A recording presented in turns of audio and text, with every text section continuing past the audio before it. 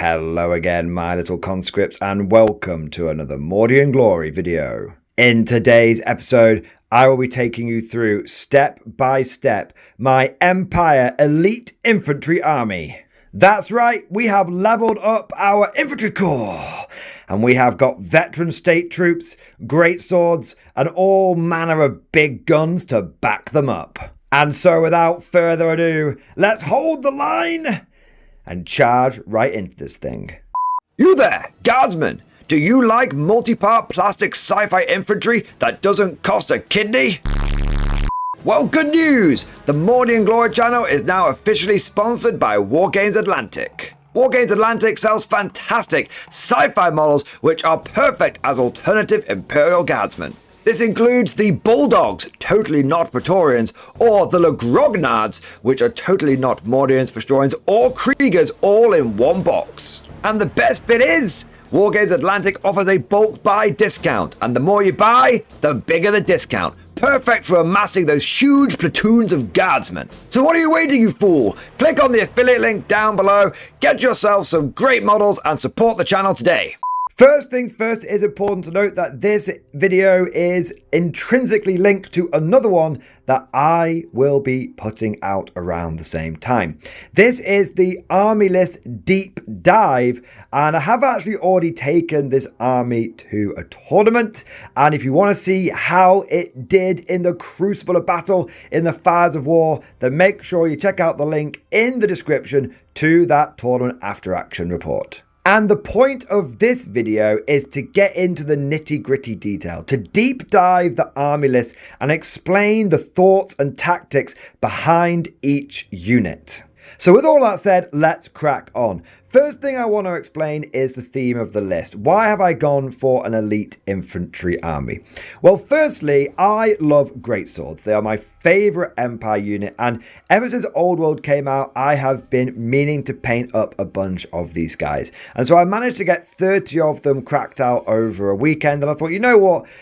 I really got to take these guys to a tournament. I really got to use them in a game. They're just so cool. So greatswords were a big motivator for this list, and I actually have another 30 already printed and ready to be primed and ready to go. Another thing I want to do with this army is try out veteran state troops.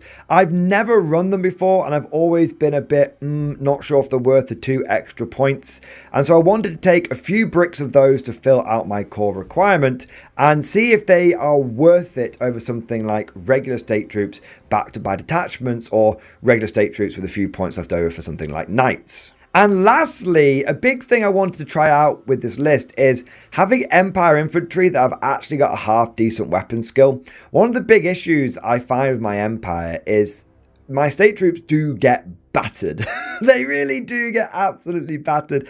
And a big part of that is them only being weapon skill 3. It means that nearly everything in the game is going to hit you on 3s. And whilst being weapon skill 4 on my veterans means that, well, they're typically still going to be hitting the enemy on 4, because weapon skill 3 into weapon skill 4 means you hit on 4s, weapon skill 4 into weapon skill 4 means you hit on 4s. Really, it was more about making them a bit more defensive, and I was kind of trying out this idea of what is better. Is it better to have more weapon skill to try and deflect some of the attacks coming in, or is it better to just have more bodies so you've got more wounds that can be absorbed? And to really test out this idea of quality versus quantity, I have spent the same amount of points on these veteran state troops as I would normally on regular state troops.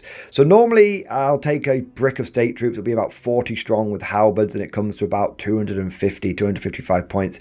And when I take a unit of these 30 veteran state troops, it comes to the same points cost. So will the extra weapon skill be a good thing, or would it be better for me to have the extra 10 bodies? It's really the experiment that I'm running with these veterans. So that explains the thoughts and motivations behind the list, but now let's get into why you're really here. Let's get into the units.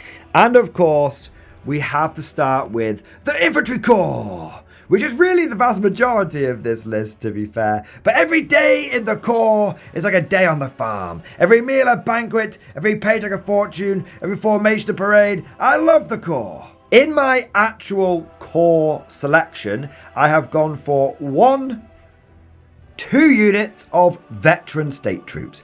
They are armed with halberds and full command.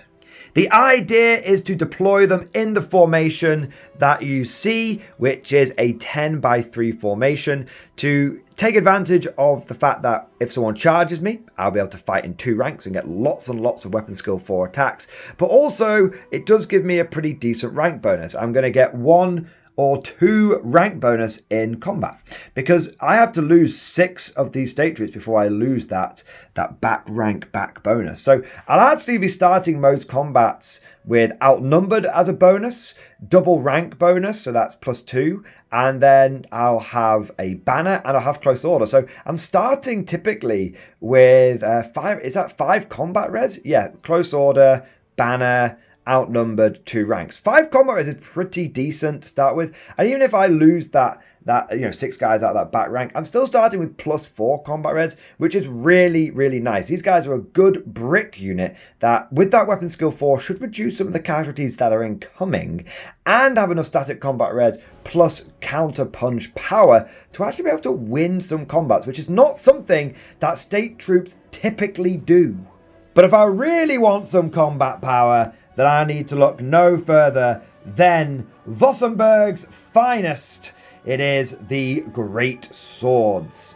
I've got 28 Great Swords with full command. I haven't given them any magical banner or given the counter champion anything. I've kept them relatively bare bones. And I just feel like a brick of 30 Great Swords is very tasty. Similar thoughts combat res, except these guys are going to have full plate, so they really should be going into most fights with 5 combat res in the bank. And they've got the good weapon skill, and they've got the choppy. I mean, their weapon skill 4 and their strength 4 base plus great weapons makes them strength 6, and they've got decent AP. Yeah, I really, really like these guys. But I think the big thing, the big thing here is that full plate armor. Because not only are they weapon skill 4, which is going to deflect a lot of attacks, but even if the attacks get through, they're going to be on a 4-up armor save. That is very, very tasty, and that should protect them when they're marching across the battlefield, because typically my state troops just don't get a save. So it should protect them as they're marching across the battlefield, and when they get into combat, it should mean that a single squiffy round of combat won't scupper the unit, and they'll still have plenty of durability to be able to swing again and again and again. Now, there are 28 Great Swords here, but they are being joined by 2 characters. I have got General Lowenhack in my army. That's the Norn special character, and he's really in the force because I was very impressed with him in the last tournament that I took him to, and he's good. He's a decent combat character, but the big thing is he gives you that extra +1 when getting the dice roll off, and as you see, we've got a lot of guns, so this is a relatively low drop army. It's 1, 2, 3, war machines are 4, steam tank is 5, characters are 6. So it's only a 6 drop army. So typically I'm dropping first, and I've got General Lowenhack. I'm getting +2 to the first turn roll off, which I really want with all of these guns. So he has become a very good part of this army. And what I love about him is that he's slightly less durable than a typical Empire General because he's only got a 4-up save and a 5-up ward rather than the 3-up save and a 5-up ward. But he only costs about the same as my standard Empire General loadout. My standard Empire General came to about 188 points. He's 190. So he's very easy for me to just swap in from the usual Sword of Battle, full plate armor, shield, white cloak, kind of vibe that I was doing before anyway. Supporting him, we have got our BSB. This is a captain with the battle standard, and he has got full plate armor, and he has got a biting blade. He's a little cheaper than I normally take. Normally I spring for the Sword of Might, and I also try and get him some kind of ward save, but points were a little tight this time. That covers the infantry core units, but it is worth touching upon how I plan to deploy them. Well, very similarly to how you see here.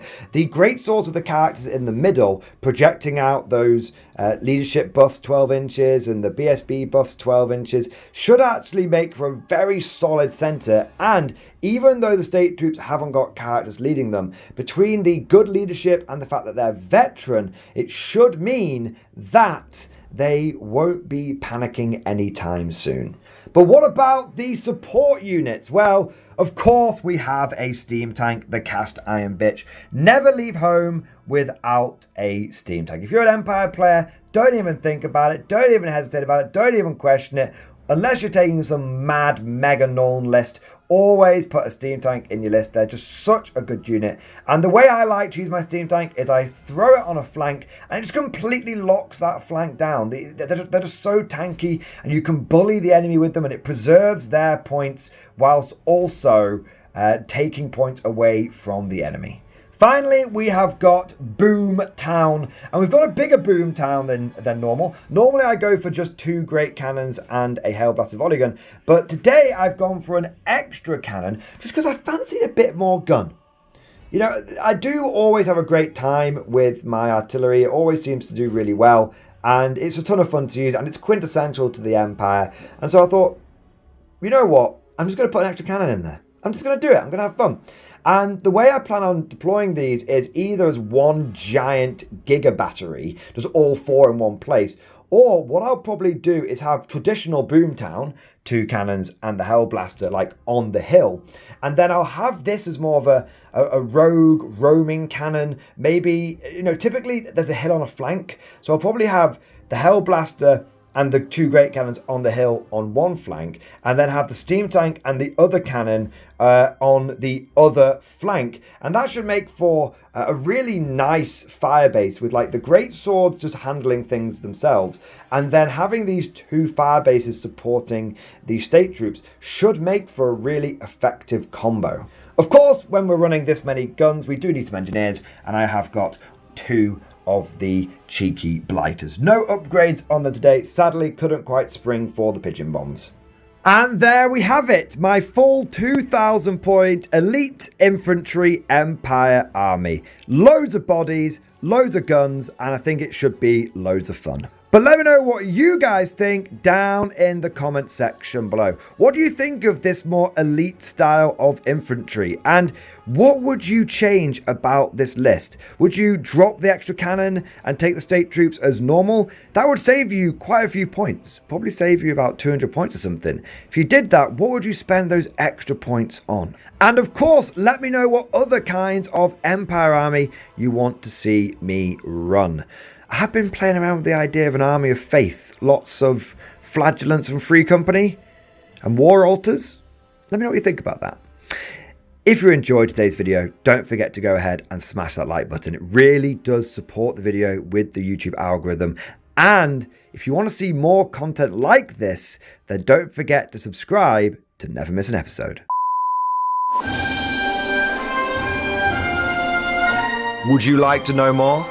If so, then please consider becoming a channel member or patron. By supporting the channel, not only will you be doing your part, but you'll also be helping me create more content for your viewing pleasure and unlocking a whole host of perks. You get everything from a badge next to your name, custom emojis, but the big one is access to the Mordian Glory Discord server, an online community with almost 2,500 active members. It's always popping off in the MG Discord. We've got channels for army lists, hobbying, tactics, stories, and even a pretty spicy meme section as well. For all you greenhorns that wanted to see the Mordian glory hole, today is your lucky day.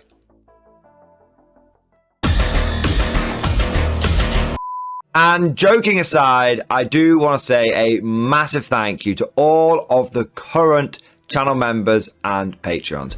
You guys are amazing. Truly the lifeblood of the channel. I could not do Mordian Glory full time without the incredible and generous support of my members. So thank you guys so much. And last but certainly not least, I want to say a personal thank you to all of my top tier Patreons.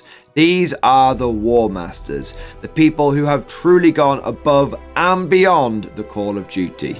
So a heartfelt thank you to Redfield, 32, Jurgens, Miasma, Try Again, Bragg, RJ, Scorpion, Bonbon Vert, Lord Pryor, Nicholas Walsh, John Stubbs, Guardian, Varney, Sword, Fish Trombone, Pickalock the Forged. Seriously guys, thank you from the bottom of my heart.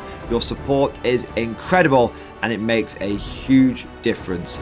Thank you so much. That's all for now. Hope you've all enjoyed today's video, and of course, as always, see you guys next time.